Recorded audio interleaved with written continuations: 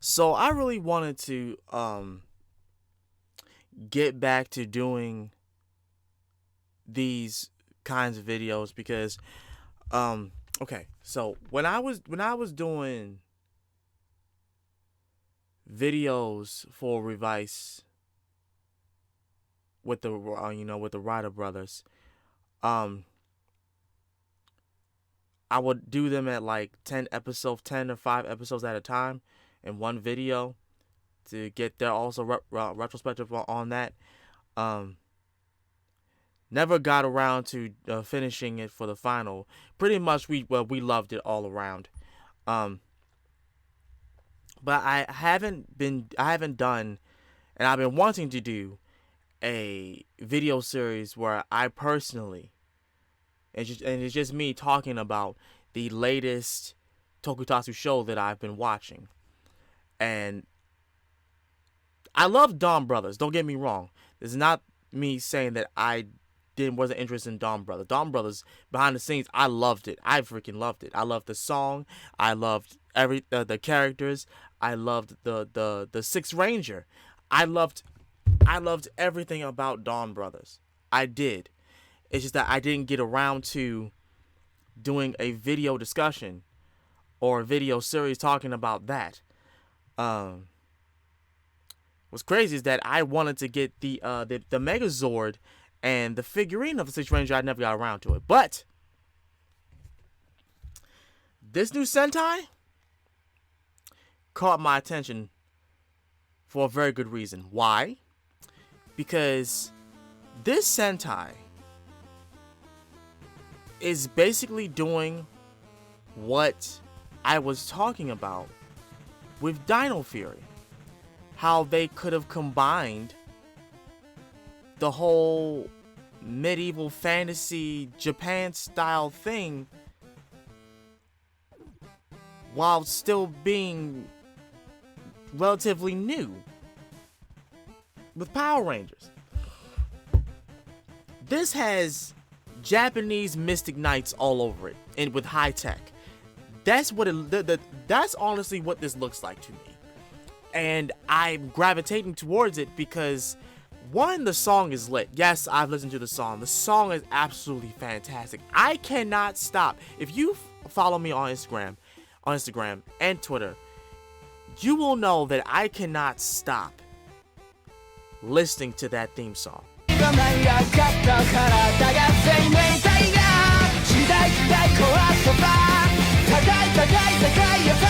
It is so good. And I know we're going to have to wait till, like, I want to say in the mid-spring. Not mid-spring, because it's beginning ready to be spring now. Probably, like, in the middle of summer, we're going to get the full theme song. I hope to God we don't wait that long for it, though.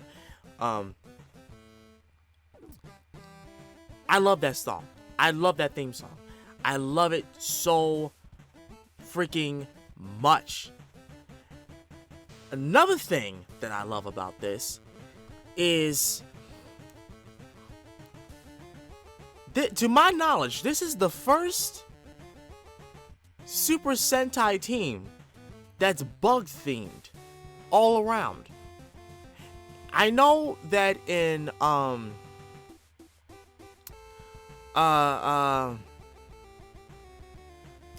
Go Busters, the Sixth Ranger had a beetle bug thing towards him.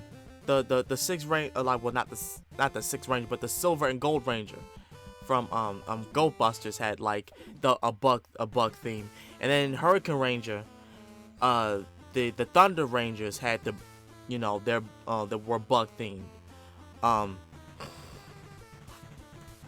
But this is the first, to my knowledge, this is the first Sentai that was featuring bugs, and not just like the aesthetics and the Zord. The entire world thrives off of these bugs, these bug Zords, these mini bug Zords.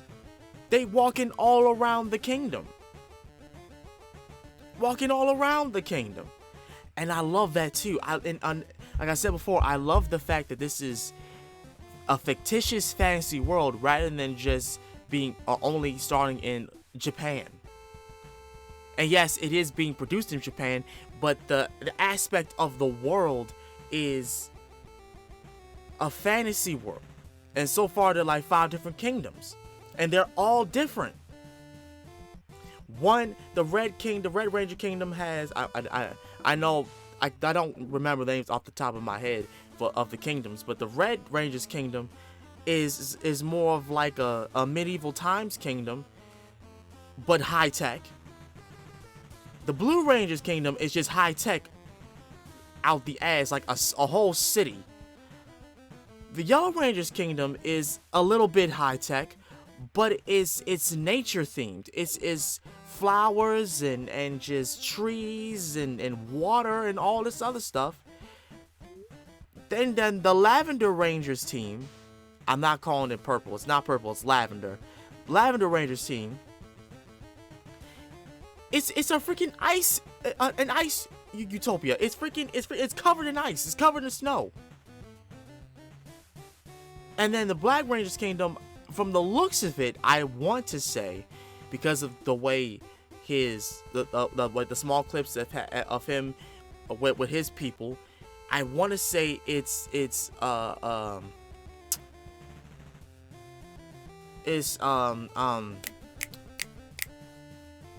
old time Japan, where not old time Japan. It's a certain word for it. I can't.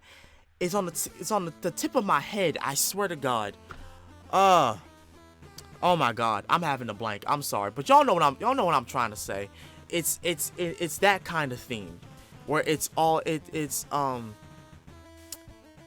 Japan in those times, in like the very old times, but yeah, I love the whole thing all around. But to give more detail to this whole thing, I decided to go ahead and look at some of the details featuring like each character, because I was doing that in my video talking about some Sentai Rangers. So let's do that with this, but let's do it a little bit different. So this right here is the plot, okay? An ancient prophecy is shared amongst the kingdoms of Earth, so it is depicted on Earth. 2,000 years after their fall, the Earth Empire Bugnarok, which is basically the evil monsters of this whole show, will once again rise up to kill all humans. However, the 5 kings and their guardian deity King-Ohger, will stand up to face them. This is the story of kings who will defend the Earth, as well as a coming of the age story for a young man who will achieve kingship henceforth. So it's talking about that there's this, like I just said, there's this prophecy where these monsters are supposed to rise up out the earth and kill humanity.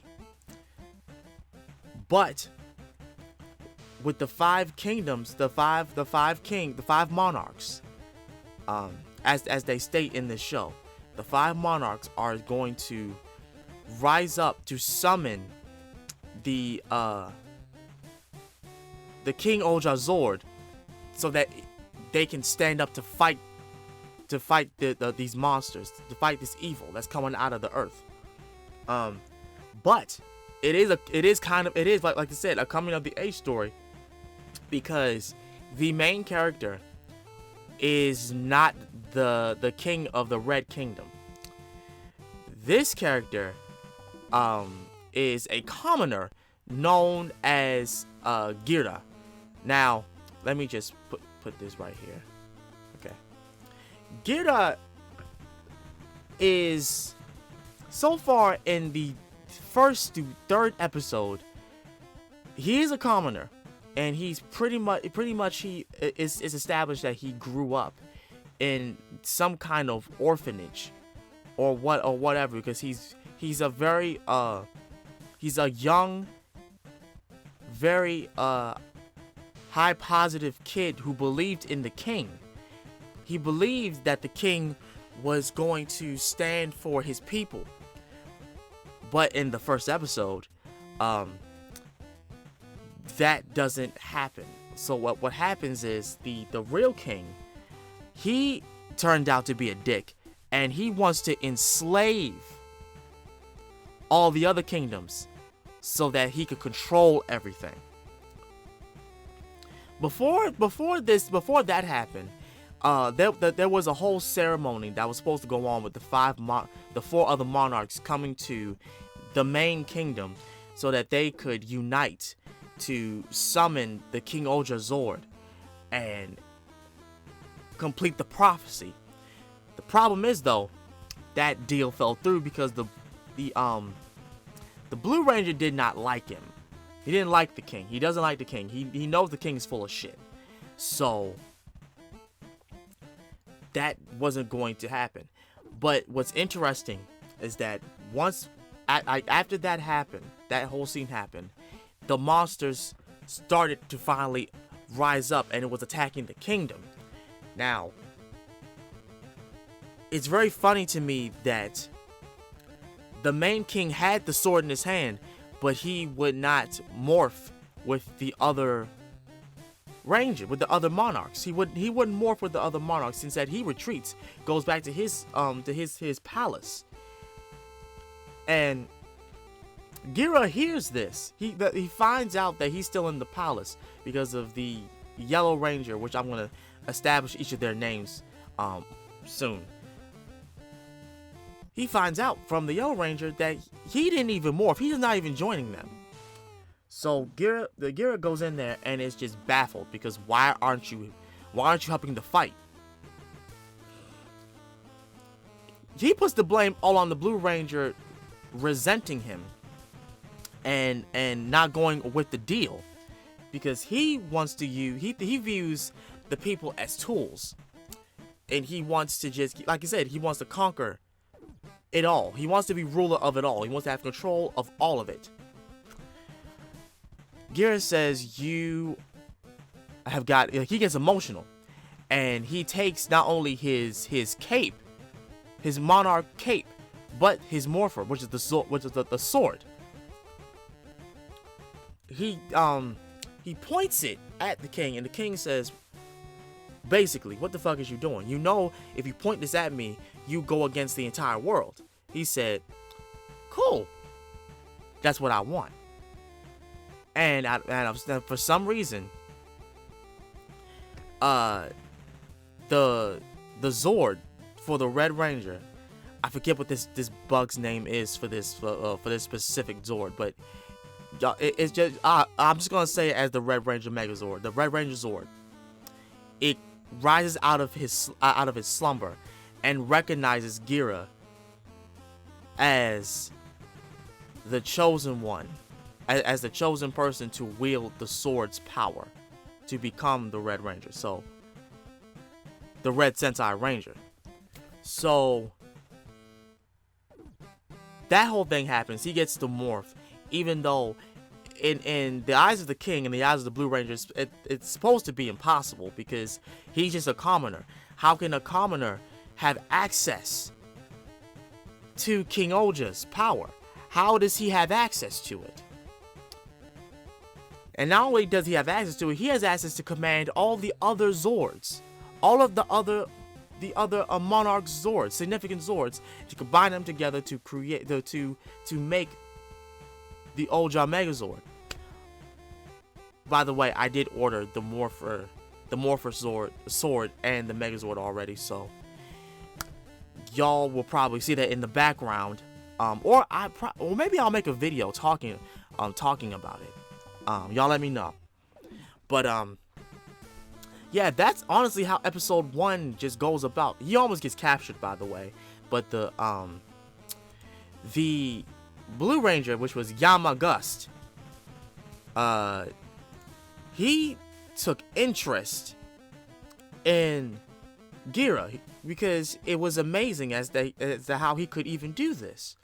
So episode 2 goes by, and basically Gira knows about his kingdom, like the high-tech kingdom and everything, and how he rolls. they view him as the president instead of a king.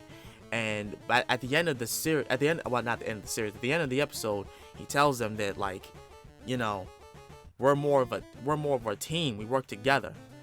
We're partners. In the midst of it though, he finds out that Geara's not really a bad guy. He's all just doing this for a front, because he finds out that the king isn't what he thinks he is. He isn't what he thought he was.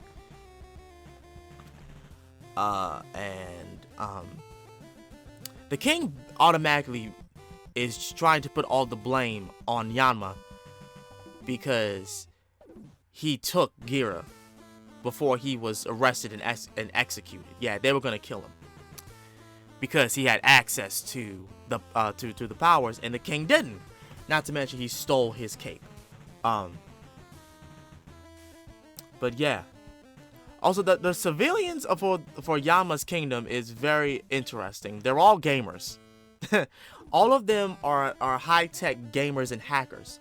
So when they want to challenge Yanma for presidency, they go to this, I want to say, this Galaga like a battle tournament, and he wrecks all of them in one go. And it's just the funniest shit ever, because they was getting shot back and everything. They almost, but Yanma and Geara almost went through the deal for turning Geara over to the king, and Yanma to apologize to his kingdom for his actions. Yanma said, "Fuck that, I'm not doing that." And his people of his kingdom recognized and believed in Yanma, because he didn't back down for shit. And that's Yama's character. Yanma does not give a damn. He will do what he wants to do, and he's not going to take orders from anyone.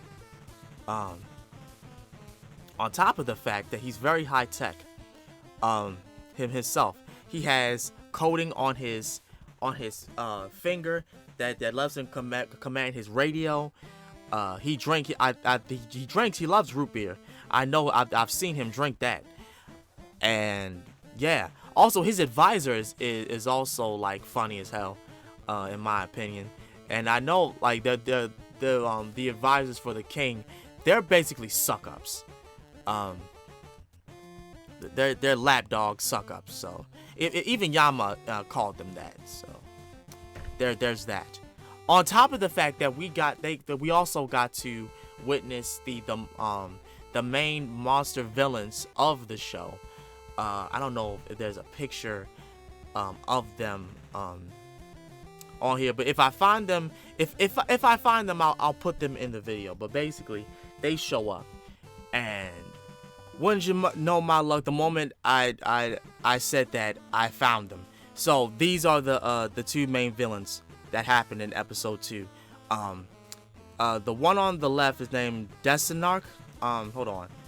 Yeah, Desnarak. And the Prime Minister, which is basically, like I said, what I was saying to myself and to Master Zen in episode 2, he's basically like Alpha 5's great-great-grandfather, Alpha 5000 or whatever. Yeah. So yeah, these are the two like main monster villains for this show. They're demanding that the monarchs hand over their treasures, and it's implying, I'm basically assuming that their treasures mean their morphers, their sources of power to King-Ohger. So they don't do that, and they just like had a whole another Megazord battle to fight whatever monsters that they put out. Another thing that I want to say is that I love the Megazord fight in this episode 2, because it showed that Yama's people will have his back even if he's commanding the Zord by himself. They hacked the Zord's parts after Geara hopped out of the Zord and decided to fight with the vehicle on his own, which I'm also going to be ordering. I'm going to order the whole John Brown, the whole set of the Rangers, all 5 of them. But yeah, it was very, very interesting through episode 2. And then at the end of it, the Yellow Ranger Zord comes out and just swipes them both and takes them back to the Yellow Ranger's kingdom, which Himeno ran. Now, Himeno, I ain't gonna lie. I'm not gonna sit here and lie. At first, she, portrayed herself as a spoiled brat. Very conceited. Until later on in this episode 3, that you really start to find out that she actually cares about people. Overall, she cares about the safety of people. And while she has Gira in her custody, she's basically finding out, like, giving a whole look on how this guy thinks. He's still, putting on the persona that he's the villain that's going to throw down the king and everything. And even though she's not really saying, I want to say Himeno's not buying it. There's also another moment in this where I was laughing my ass off, where she sees this old house, broken down house, and she had told her butler, who apparently isn't even old, he's young as hell, but she ordered him to look old, which is crazy, for the civilians to get out of that house so she could bomb it. So she bombs it, and come to find out later on that she did that, but also gave them a new house, which was very nice. And then in another sense, there was another character. She was her legs. She was paralyzed from the waist down, and she couldn't walk. She was in a wheelchair. Her father was pissed off at Himeno because she had went to get medical attention for it, and the medics couldn't help her walk, allegedly. By the way, her kingdom has fantastic medical care. Her technology offers good health for her citizens. You see that in the beginning of this episode. But basically, what happens at the mid-end of this, was that character that was written in that wheelchair could actually walk. Is that she didn't believe that she could, until Himeno spoke to her and said, in order for your dreams and future to come true, you have to be a little selfish. And after she said all that, the girl finally stands up. And yeah.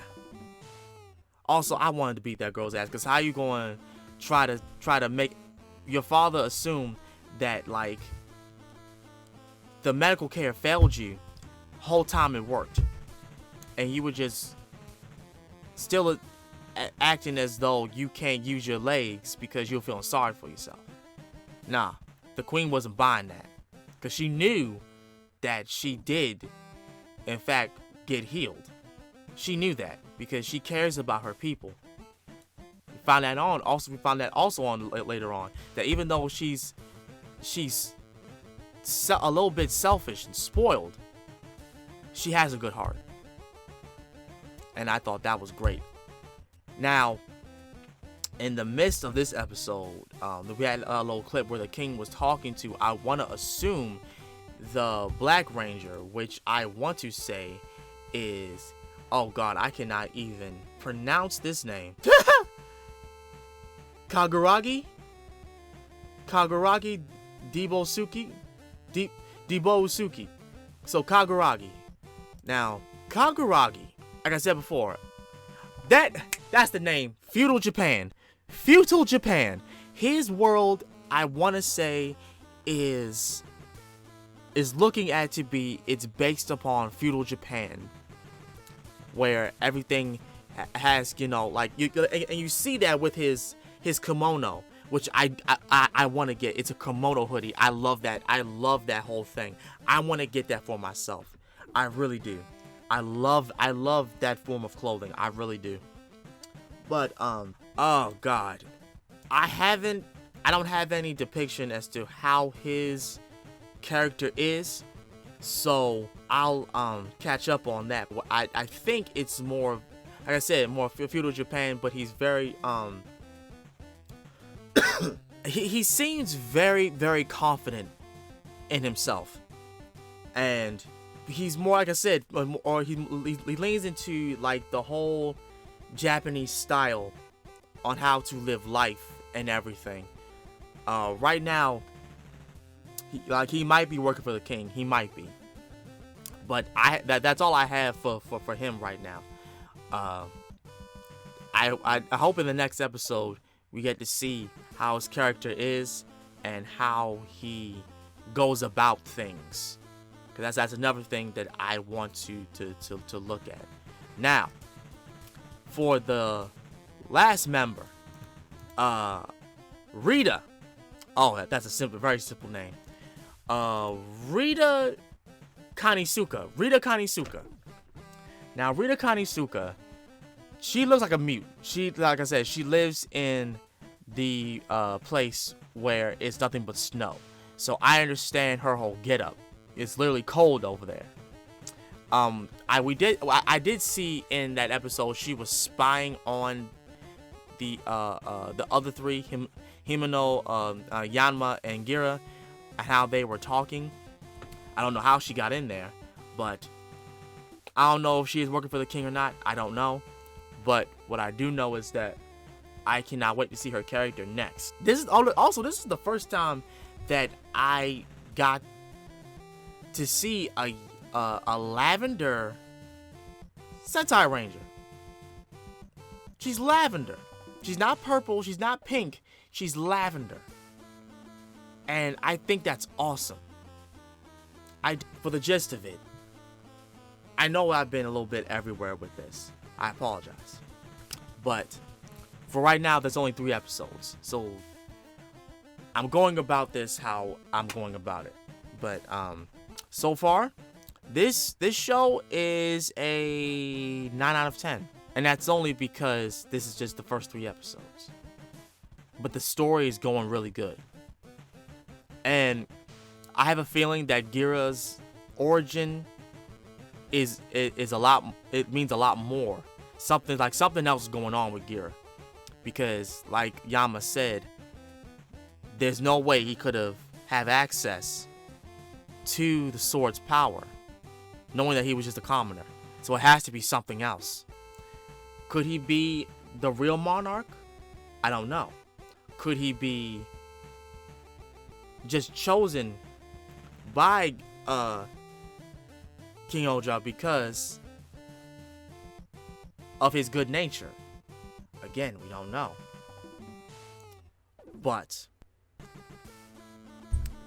we'll have to find out in the future.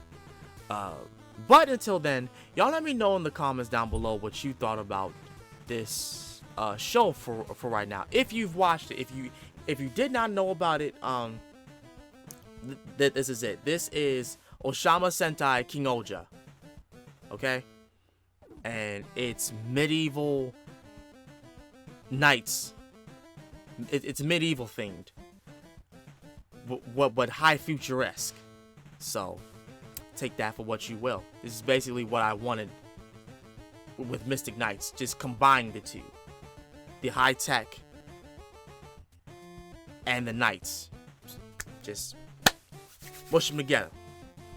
And there you go. So, thank you guys so much for listening to what I had to say about this.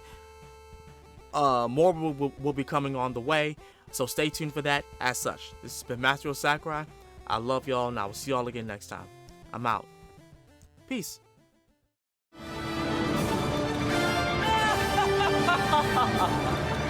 気持ち悪いよ